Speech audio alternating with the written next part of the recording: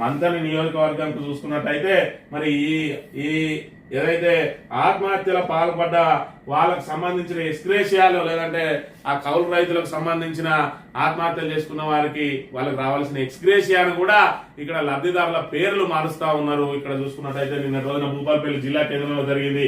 Ex gratia పంపిణీలో అవకతవకలు, లబ్ధిదారుల లిస్టులో మారిన పేర్లు, అధికారుల మాయాజాలం, న్యాయం చేయాలని బాధితుల వేడుకలు.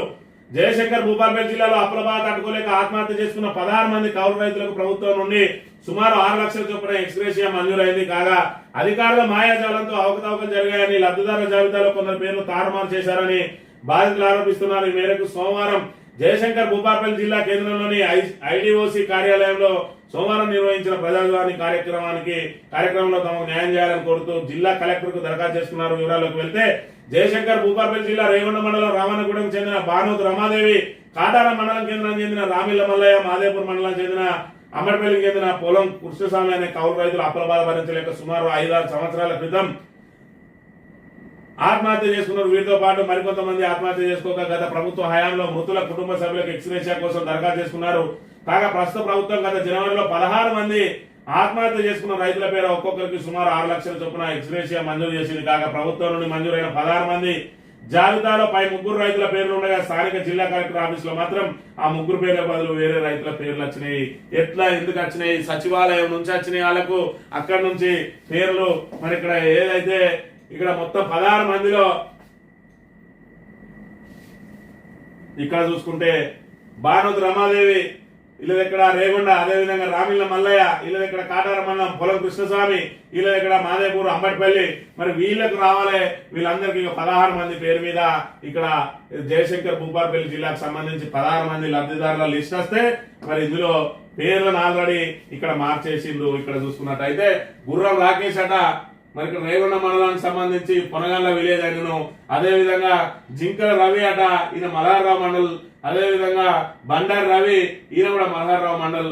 ఇద్దరు మరి మంత్రి నియోజకవర్గం నుంచి ఇద్దరిని తొలగించి ఇద్దరిని, అదే విధంగా భూపాలపల్లి నియోజకవర్గం నుంచి ఒక్కరిని తొలగించి ఒక్కరిని మరి ఇక్కడ అక్కడి నుంచి సాక్షాత్తు మరి కలెక్టరేట్ కి వచ్చి వాళ్లకు నిధులు ఆల్రెడీ విడుదల చేయాలని చెప్పి నిధులను పంపిస్తే ఎవరి పేర్ల మీద వాళ్ళకు చెక్కులు రాసి ఇవ్వాల్సిన అధికారులు ఈ రకంగా పేర్లను మార్చి మరి ఇక్కడ రాజకీయ ఒత్తిళ్లతోటి లబ్ధిదారుల పేర్లనే మారుస్తా ఉన్నారు అని అంటే ఇది ఎంతవరకు సమంజసం? ఇక్కడ ఏం జరుగుతా ఉన్నది?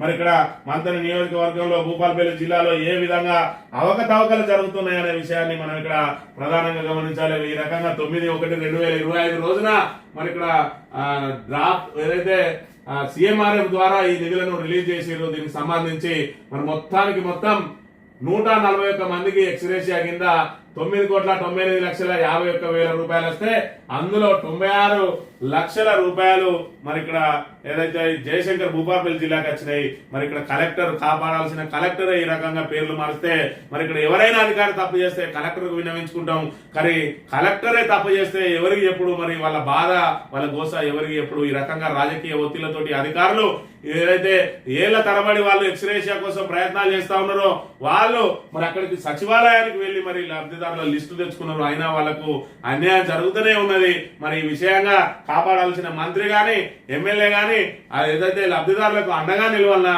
వాళ్ళ పేర్లను మరి వాళ్ళే సిఫారసు చేసిందా, లేకపోతే అధికారులు మరి ఇక్కడ ఏదైతే అన్యామ్యాలకు ఆశపడి పేర్లు మార్చిరా, దీని మీద ఖచ్చితంగా విచారణ చేయాలి. ఖచ్చితంగా కలెక్టర్ దీనికి బాధ్యత వహించాలి.